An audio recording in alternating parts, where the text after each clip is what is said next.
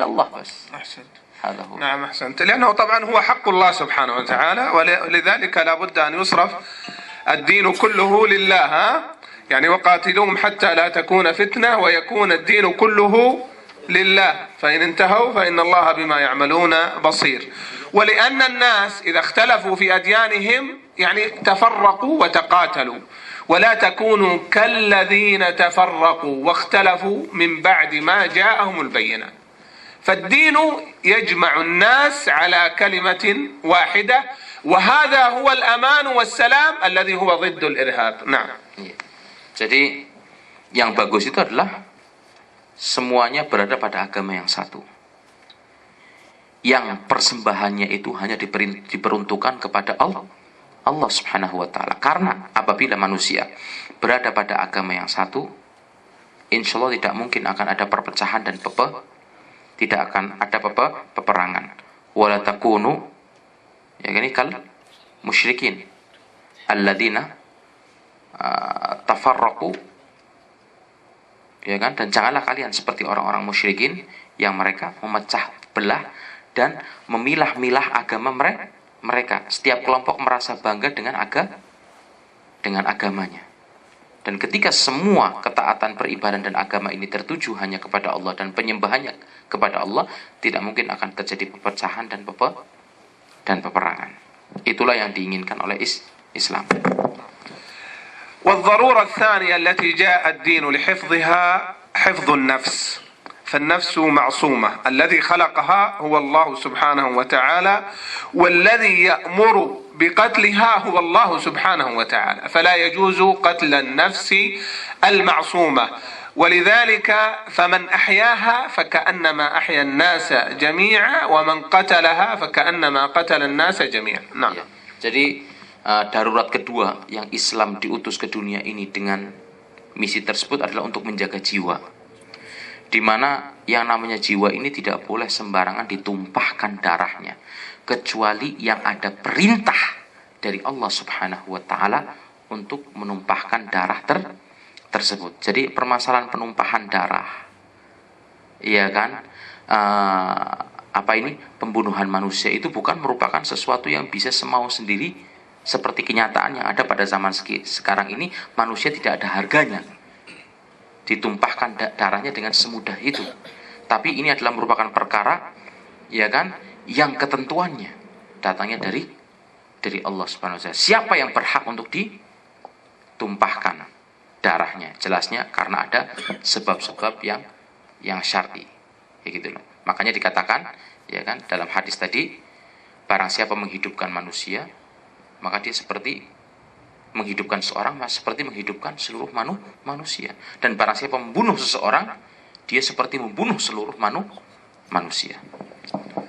بل من عظمة هذا الدين وحفاظه على النفس حتى لو لم تكن بشرية أن النبي صلى الله عليه وسلم أخبر أن امرأة بغي من بني إسرائيل دخلت الجنة في كلب سقته، وامرأة دخلت النار في هرة حبستها، لا هي أطعمتها ولا هي تركتها تأكل من خشاش الأرض.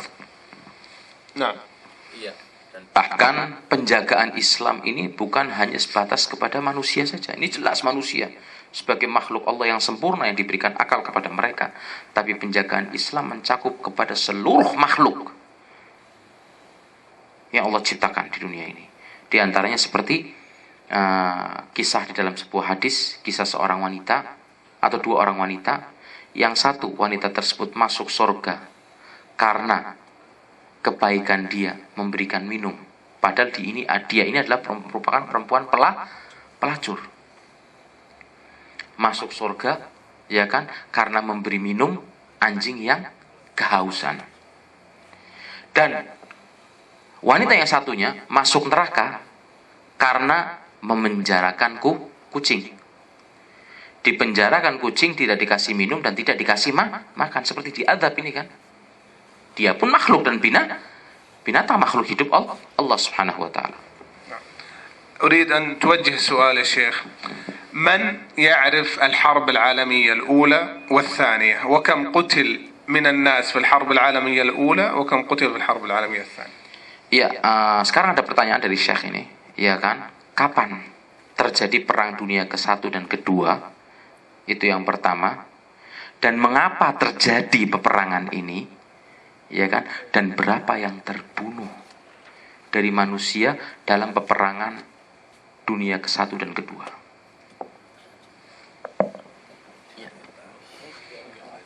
Perang dunia 1 kapan? Mengapa terjadi? Dan berapa manusia yang ditumpahkan darahnya dalam 2 peperangan besar ini? Jelas karena agama dan masalah terbunuh ya nggak tahu Ustaz bahwa ada. Amma binisbah li tawarikh lam ahfad, lakin amma al-hadaf min hadha al-harb kama yaqul akh تقريبا هو أيضا موضوع الدين، لكن كم قتل يعني لم نعرف كم قتل يعني. هذا هو. طبعا الحرب كلها في القرن العشرين، يعني القرن الماضي. الحرب العالمية الأولى قتل فيها 17 مليون شخص. الحرب العالمية الثانية قتل فيها 40 مليون شخص. يعني أين وقعت هذه الحرب؟ Di mana ini terjadi peperangan ini? Di mana tempatnya? Fil alam kul. هي لكن يعني انطلقت شرارتها وانتشرت فين؟ Iya, tapi di mana mulai terjadi peperangannya? Mulai apa istilahnya titik penyebaran peperangan ini? Di mana dimulai? Di Eropa Ustaz. Di Eropa. أيوة انطلقت من أوروبا، ألمانيا وفرنسا ونعم يعني من العالم النصراني.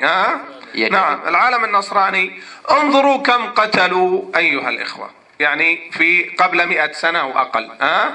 ملايين الأشخاص قتلوا يعني في أوروبا التي تدعي أنها متحضرة وتتهم الإسلام بالإرهاب. سؤال أيضا آخر، كم قتل في العراق إلى الآن؟